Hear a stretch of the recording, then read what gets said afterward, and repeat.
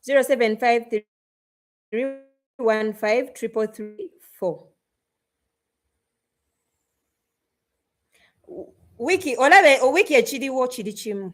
Nze bwe nali ntandika zi struggle zammwe nzimanyi. Manyi rent nga akubuze. I remember the time when 3 months nga bamanja rent. That period I actually went around the world. I'm like, yo muntu akoze atya? Ate nkiveemu toyagala kusibawo, ate bw'osibawo, ate biki n'osasulako abantu obeebuuzeeko. People buli omu ali mu bulamu bwe.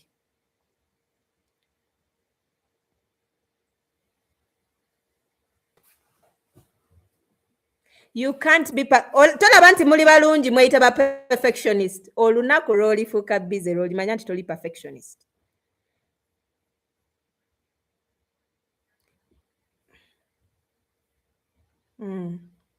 Baddiya bino ebintu si bya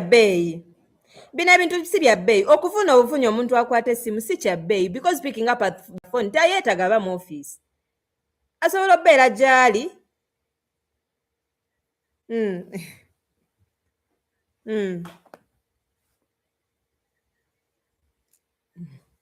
Guma naawe obwedda banno obakuba ebisumaali.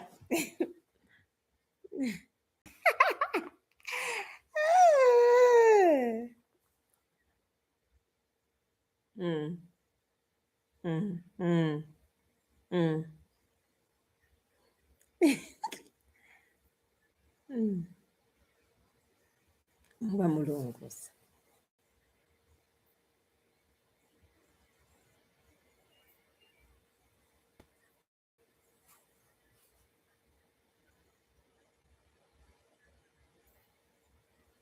Okiriina.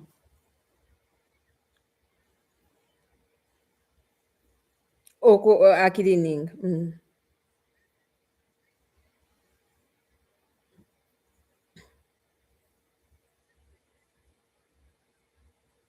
Olwo bagidelivering emmeka?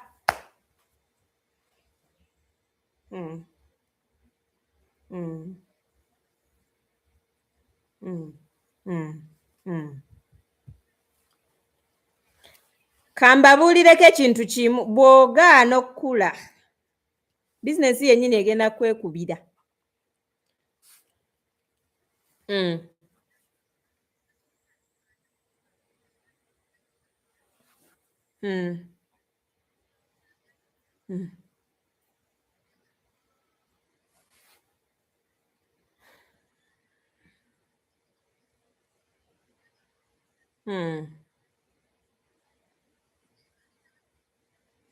Okitegeera? So baddiya ekitutawaanya n'ekirala bannange, ndowooza tukulidde nnyo mu mbeera ya survival. Kati okwesika n'abakulaba bagamba omwana ayina n'akwata essimu, omwana ayina ne kiriina, ono omwana amalala nga ayina mangi. Gwe tomanyi driver muntu w'amaanyi.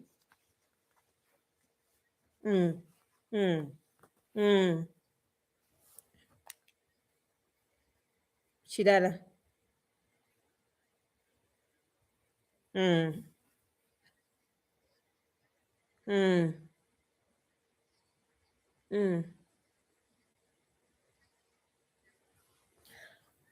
Omanyi stress eri ku steering. Bino olina okuboggolera ku wa boda simanyi akoze atya. Like, do you know how stressing the steering is? You can actually reach ku mulimu ng'oli stressed.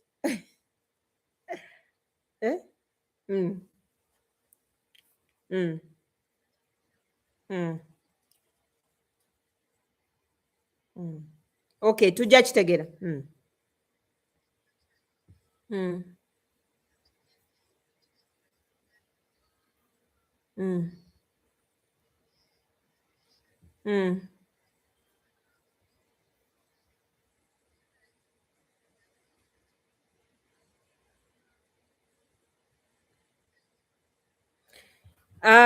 To answer that, let me just give you a small short story. Nakolanga nzekka nenkolanga nzekka, because I actually knew these things when I was beginning my business. Nga nkola nzekka nti ngamba sikola. but in my head natula wansi ne ngamba naye nsobola okwesasulira transport ave waka n'atuuka ku mulimu, nsobola okwegulira emmere ku mulimu ku ssente entono zenfuna nensasula ne rent.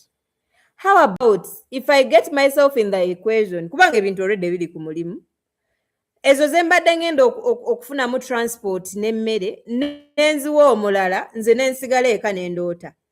That is how I started. Because ove waka, you guys are actually spending 20,000 Ugandan shillings every day going to work. Nagamba, let me first remove myself. Manye nze ngenda kusigala eka nziremu essimu nkwate essimu, then the orders nziweereza omwana ali ku mulimu akole delivery. Nze nsigala eka because I'm like I can't afford to transport for 2 people. Mukifuna?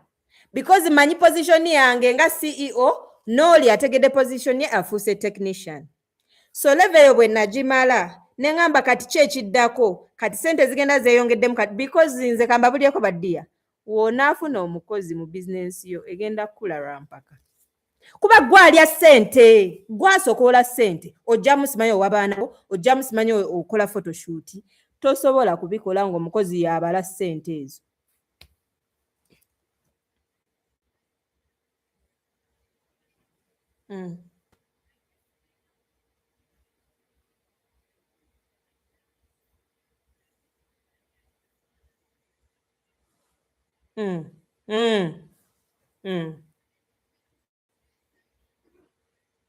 Yes. Yes. So nze nagamba bwe mba nsobola okwetambuza n'enzira mu kibuga. Remember biri byentunda ebiri ku mulimu byetunda nsobola obbibala. So let me let someone do that technical work. Nze nsigale mu kulowooza nga ndi waka. That was the stage 1 of getting a person in the business because I know how important it is. Naye nga basi abali kuno sente twandibadde tuzisevinga singa sigwali bagira bata mu seefu. Omanyi sente zifa because CEO ye buli kimu. Sente lwezikuliva mu ngalo bizinensi egenda kula nga si gwazikwata because omwana we munaabulamu ebiri ojja mubuze kyebiri naye gwe mukwano gwalya KFC gwalya KFC gwa olowooza gwakasooka okuzaala omwana wo buli kaseera yeetaaga ka trip mu nsawo ya business. That is business money. It's not your personal money. It's not your family money.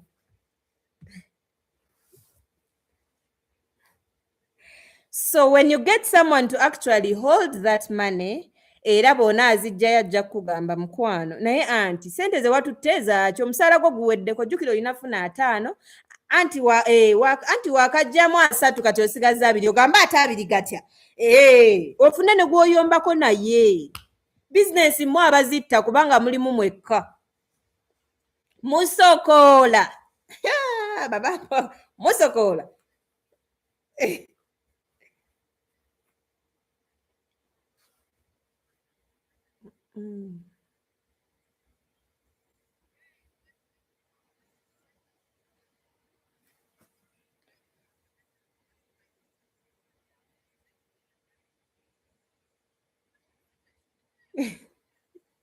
balya ssente balabe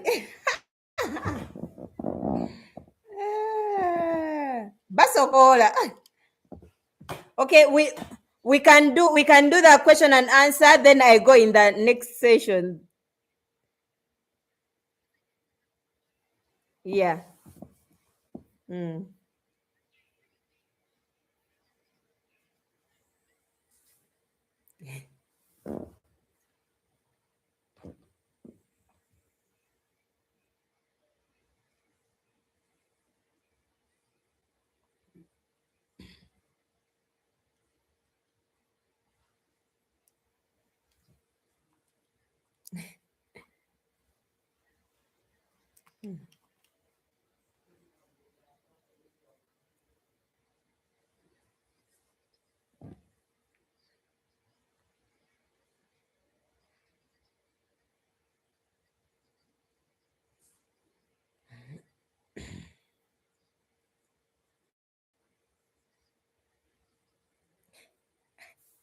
Leero Sunday.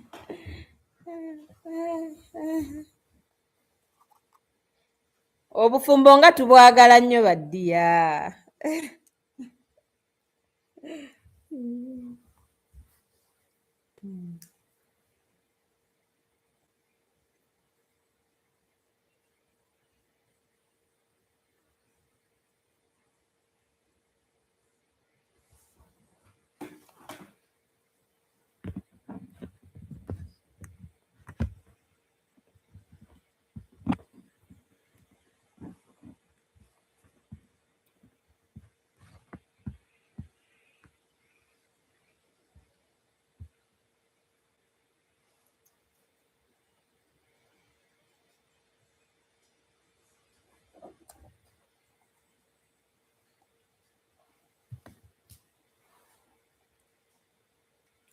Already oyinayo gw'oyina.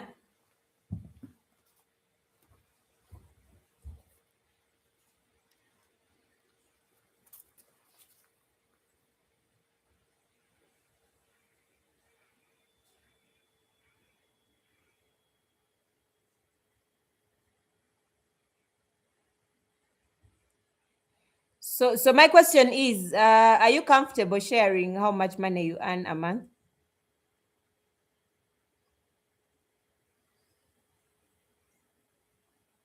So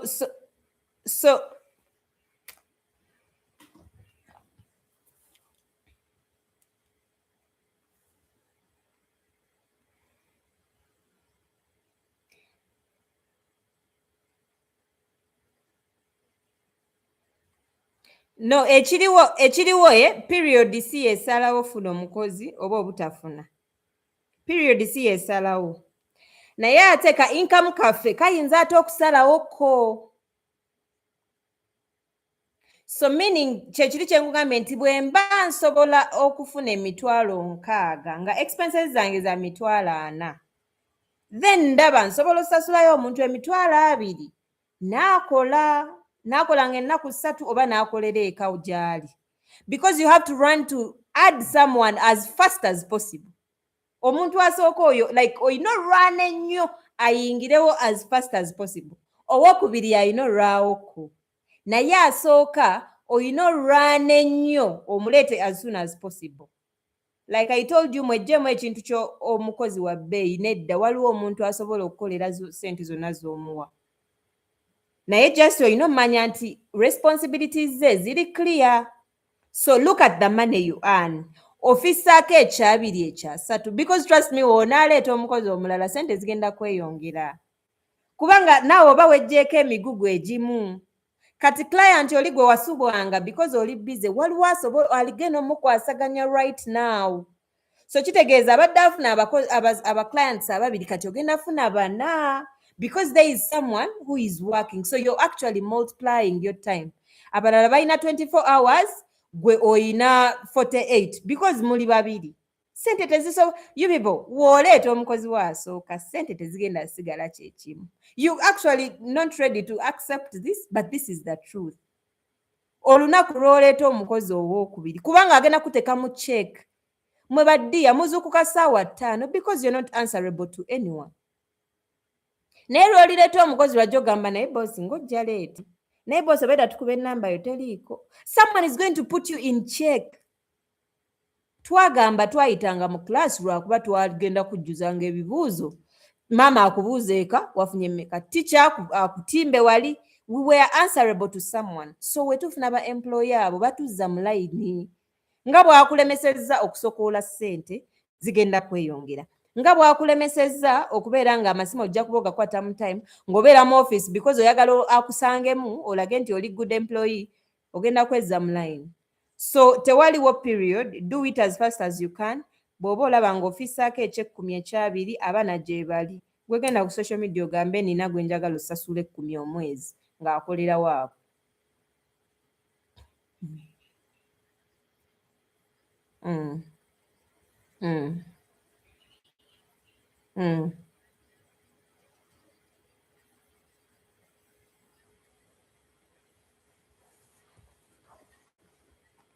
Muwandiikire wansi by'alina okukola. Ky'osooka okola bw'oba oli wekka ng'okyakola mu business wekka, soko otuule wansi owandiika emirimu gyonna gy'okola egikufuula owakabi. Like, why do people scream, I want to work with Wiki? You are alone in the business, but people are so happy that actually we bakola naawe oli wakabi. Byonna funa obudde obiwandike wansi. It's because Madam bulungi, neeyogeza bulungi, ndi softy, ndi patient. Byonna obiwandiike. And then train your employee one by one. They're actually going to be better than you. Bagambe bannaye twesiimye okubanga Wiki yatuwa omuwala we. Kubanga lulinga tumunoonya naye kati nafuna mmere namala bwemba njagala blanket gwekubira. So people, you can replace yourself, but actually after sitting down, writing down, I'm good because si byagamba nti munnaye hana bw'ataba mu business ebe good date. Nedda. Yes. Ojagisanga nge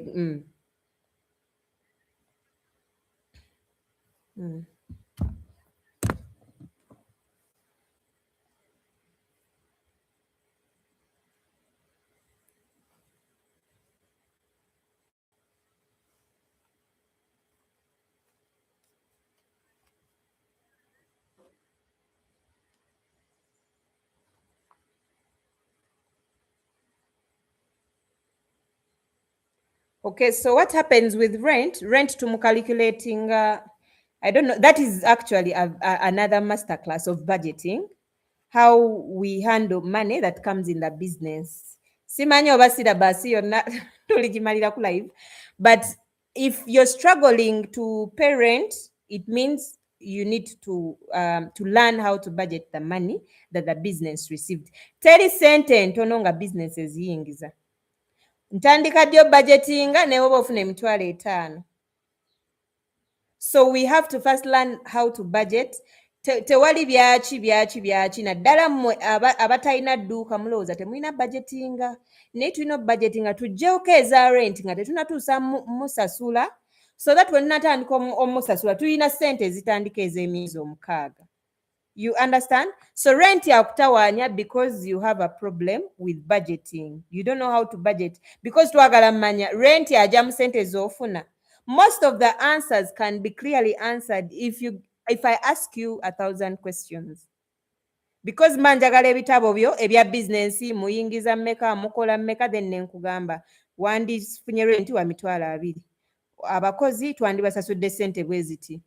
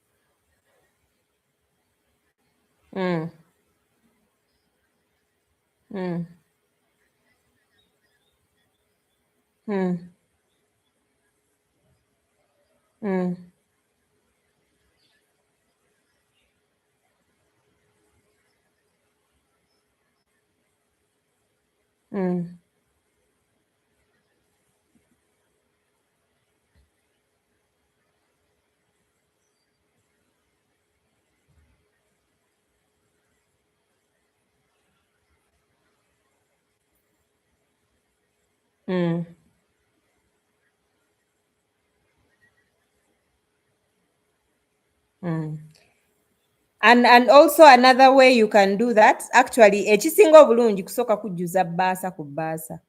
You have to write your expenses in order of priority.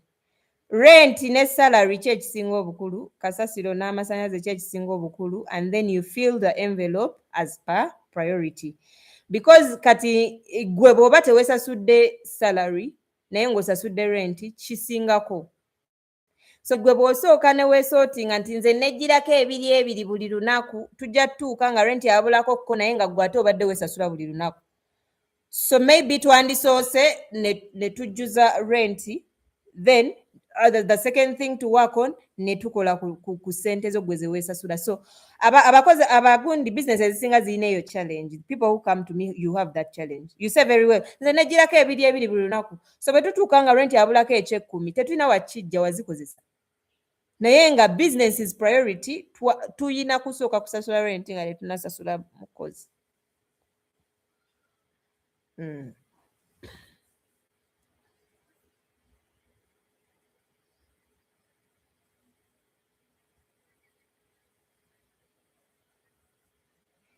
Abaami bannaye teeka mu comment section Mr.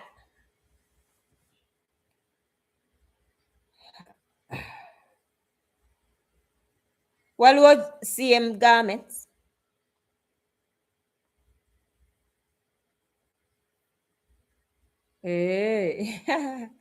Atufeze.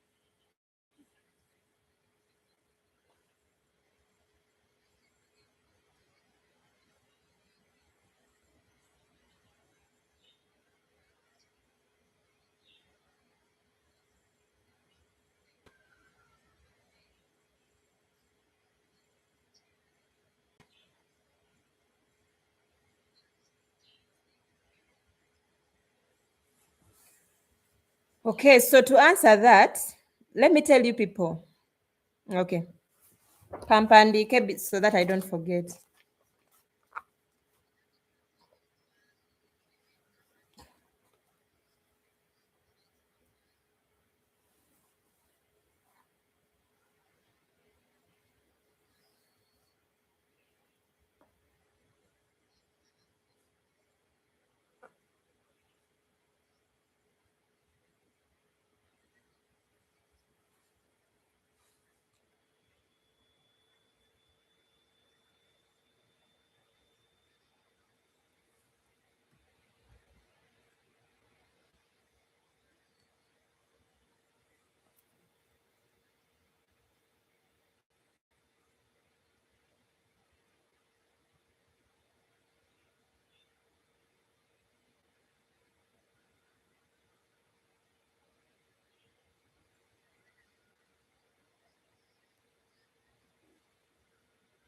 Bambi tolimba.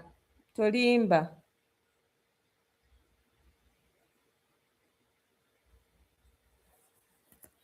Temulimba, eh?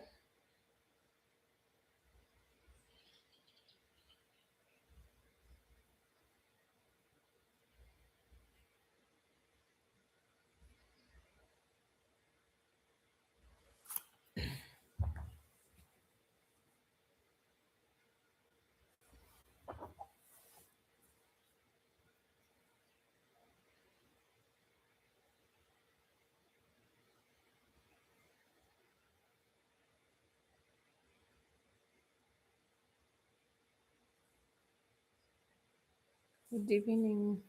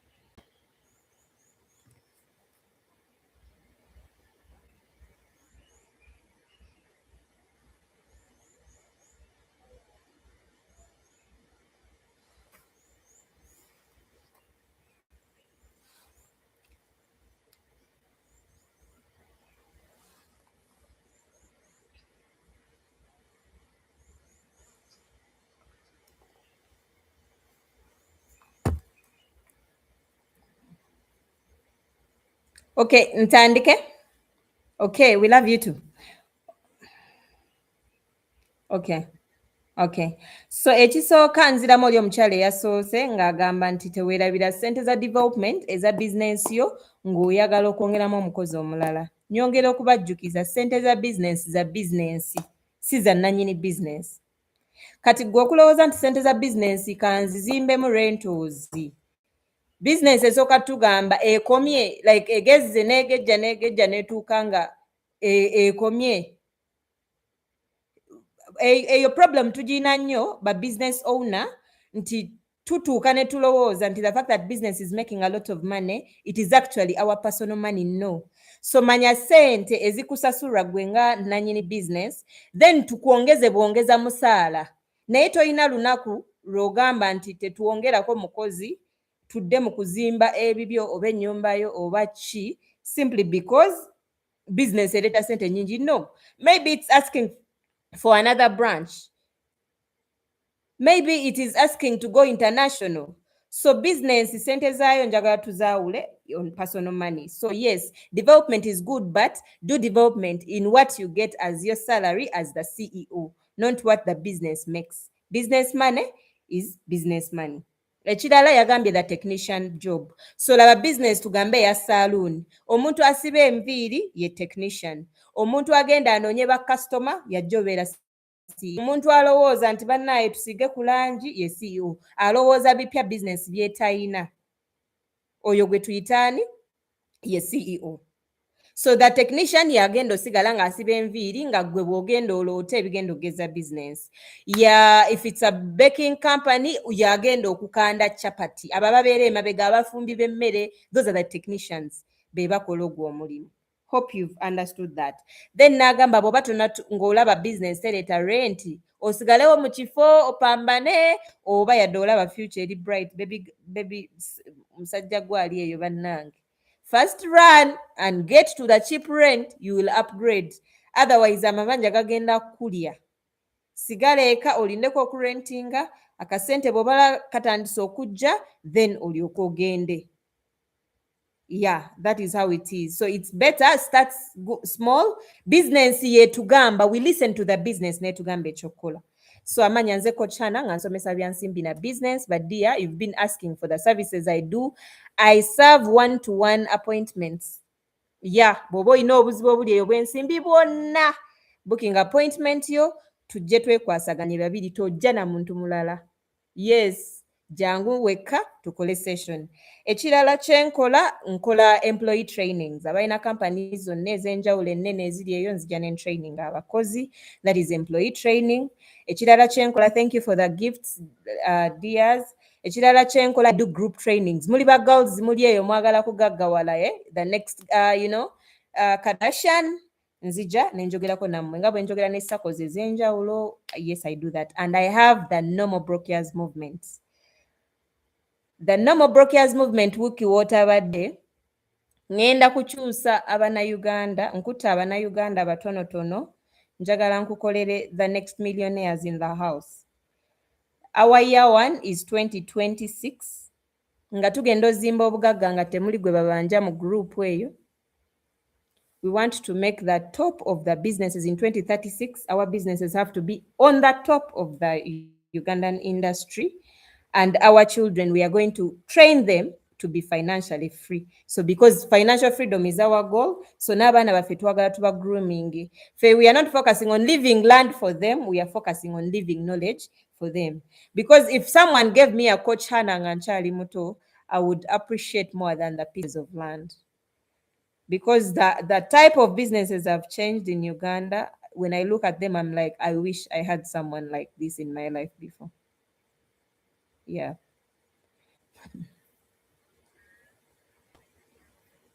Mm. Mm. Mm. Mm. Awo we wali waaka.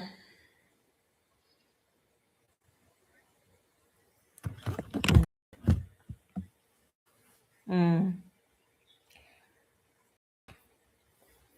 Mm. Mm. Mm. Mm. Yeah. Mm. Mm. Mm.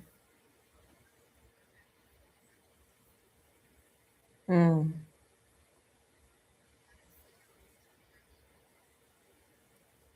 Mm.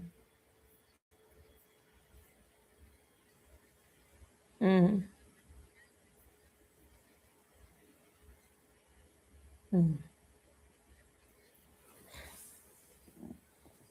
Mm. Mm. Yeah.